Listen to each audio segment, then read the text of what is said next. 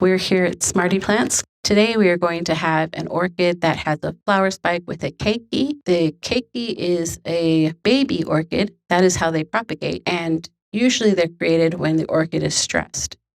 So to compare, let me pull up just one of the, this orchid was saved from a Walmart where it was getting toasted at 105 degrees. We live in Texas. And so it has some sunspots and some burn spots on it. So you can see the leaf is smaller than the leaves before it. That's usually how you can show whether or not it's stressed out. So you can see the first set of leaves is long, and the smallest leaves are going to be at the bottom, and it goes longer and longer and longer until the next set. So this leaf right here has finished, and it actually has, excuse me, there is a new growth. You can't necessarily see it, but there's a new one growing on the inside. So it has been set back a little bit, but it's okay. It's still photosynthesizing. This orchid is still trying to live, so it's okay. So let's go ahead and take a look at the root structure of this orchid. And we're also going to take the keiki off. We want to remove the clips, remove the spike, and we're going to gently unpot the orchid. This orchid was using potting soil, which is good for most houseplants, but not for orchids. It ends up leaving too much moisture without it being in the root structure.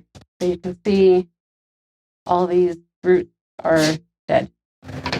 Our root structure is very, very sad, which you see that this is actually green. So this is a healthy root right here.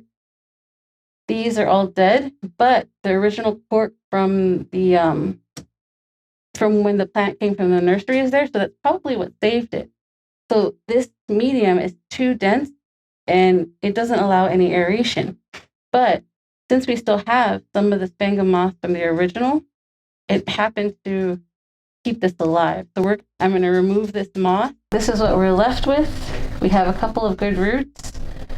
I'm going to take this to the kitchen sink and rinse this, and then we'll be back to go ahead and cut away the dead roots. Okay, so this is what we end up with. I'm going to spritz it down with hydrogen peroxide, and this is just to get any kind of pathogens off of it, since we're going to put it into new medium. Should be okay, shouldn't have a problem, but this is always a preventative. So we are going to use some alcohol on our scissors, and also we're going to torch it. Now next, we're going to go through and look at all the roots. If it's really papery, like this doesn't exist. This is actually the root itself right here.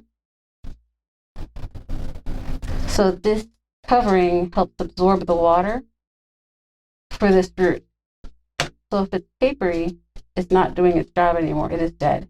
So we're going to snip off all of these. If it is only dead in places, like this one is only dead at the tip, we cut it at the black spot at the tip.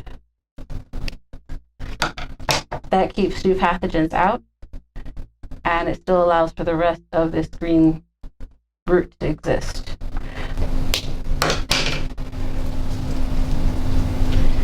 This one is, this is such a good one, but it's really squishy right here. So this one's got to go.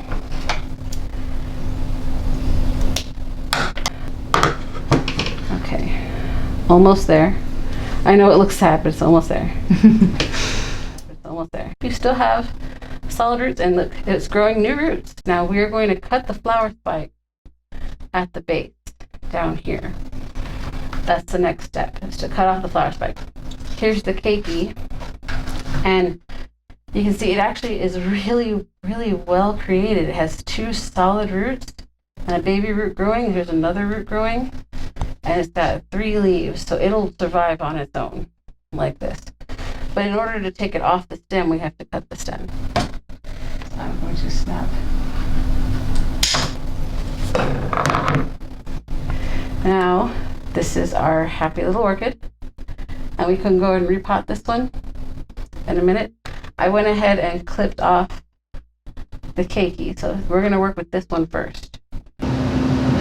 So we want to go ahead and cut on both sides of the stem. On the flower spike, we do not want to cut too close to the roots.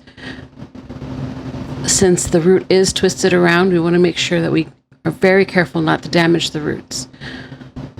So we're going to snip right here. And that's close enough, it'll be fine. Now we want to go ahead and snip on the other side far enough away.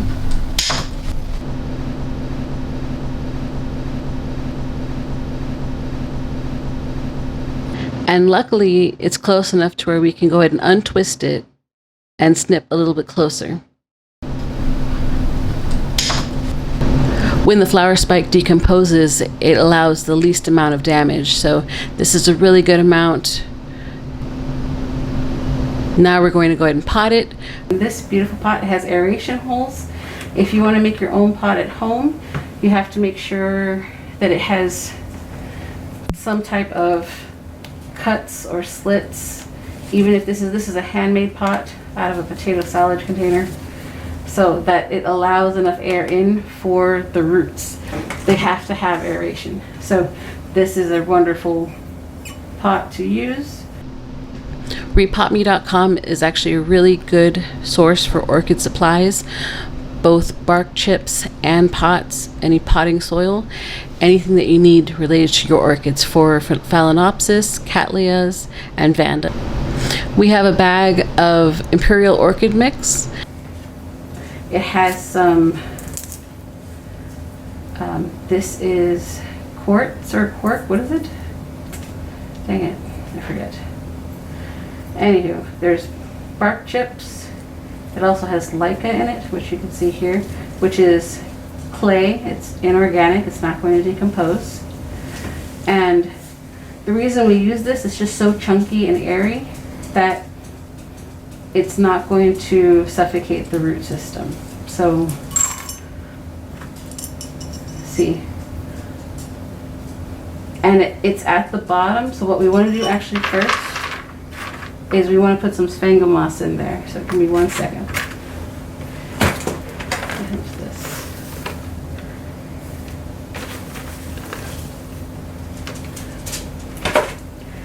So we put sphagnum moss at the bottom only because it has one hole, and we want to make sure that it wicks up the water at the base of your, it has a little plate. So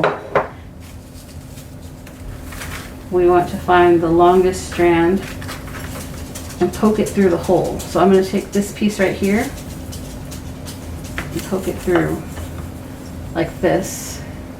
That way when it touches the plate, it'll wick up the moisture. Keep it humid without overwatering it. So I'm going to put a little bit of moss at the bottom. So the rest is going to be this Repotting mixture, which is fantastic.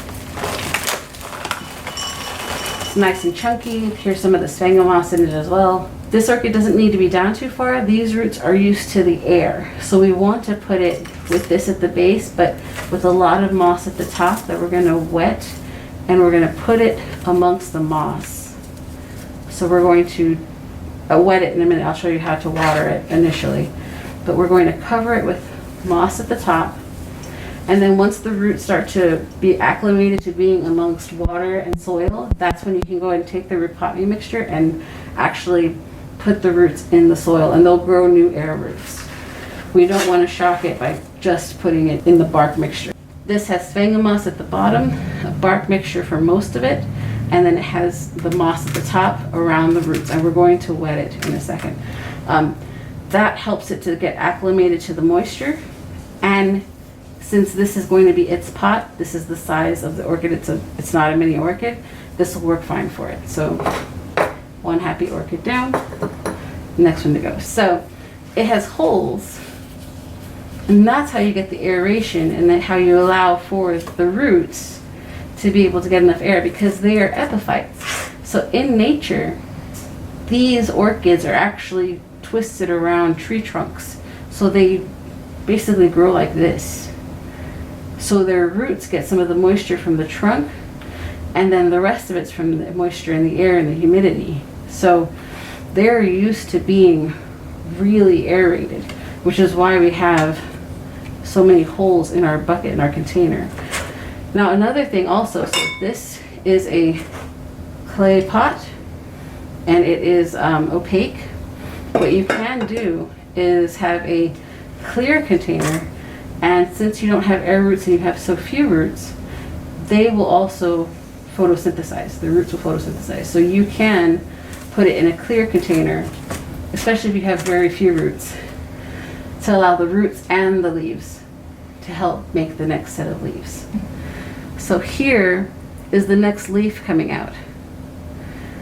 It's going to be shocked a little bit, but it should grow and be okay and be bigger than this leaf because we're putting it in a really solid mixture. So this one will also get a little bit of moss at the bottom, but not as much though, because, oh yeah, there you go. Not as much because it has a solid root structure that was already in this moss-like environment. We don't ever really want to reuse our moss, but since this one has a really, like, wasn't really degraded, I'm just going to make sure it doesn't have any leaves or have any of the old roots in it. So a little bit of moss at the bottom, and then the rest is going to be the orchid mix. So a little bit of moss, that's to keep the humidity, and then the rest is going to be here. And we want to hold our orchid by the stem in the pot. And just kind of move it around, move the medium around. We want to cover the base, but not the first set of leaves, because the leaves can then create stem rot if you get water in there. We're almost there. So we were able to save both mama and baby today. And then next we're going to show you how to water it, especially right now, how to water it after this first shocking of their system, because they both just got a really big,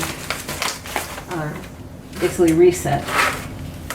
I have a container here and it has spring water, which as long as it's not the fluoridated city water, it'll be fine.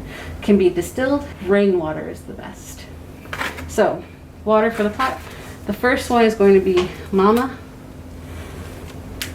And we dunk it, then we pour. So we are going to pick it up and we're going to pour onto the medium. Only the medium.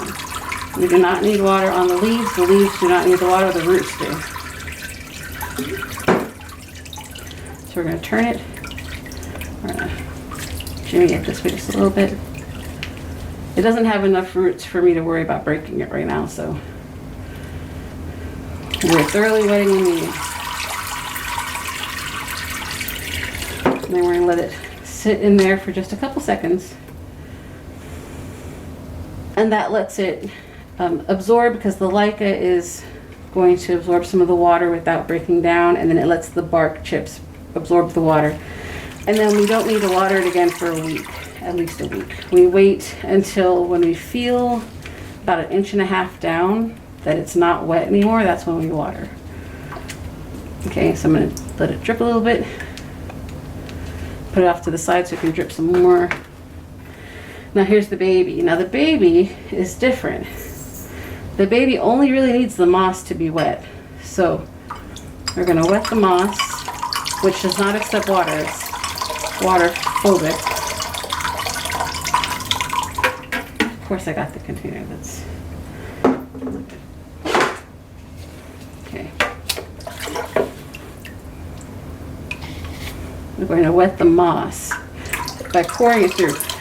Normally we can dunk after repotting because that helps to get all of the medium wet, but right now all we need is the humidity from the moss. So I'm focusing over here without getting water in the crown. There. A little bit more on this. And I know I shared water between the two orchids, but I think that that'll be okay. Normally you want to change out your water between dipping, especially if you have more than 3 orchids. Thank you for watching. It was a lot of fun to be able to repot the orchid. I completely forgot to do an end piece showing them side by side. I will follow up. We'll name it. We'll go ahead and follow its progress, see how it's going. If you did have fun and enjoy this, go ahead and hit the subscribe button and like. Please like this video, and also comment below any kind of plants that you're having problems with. I have several in my collection that I can go ahead and walk you through, and know that there is also a Smarty Plants Facebook page that was just created. Go ahead and join there, and we'll have plenty of topics for discussion. And please go ahead and follow us here. Love you guys. I'll see y'all again soon.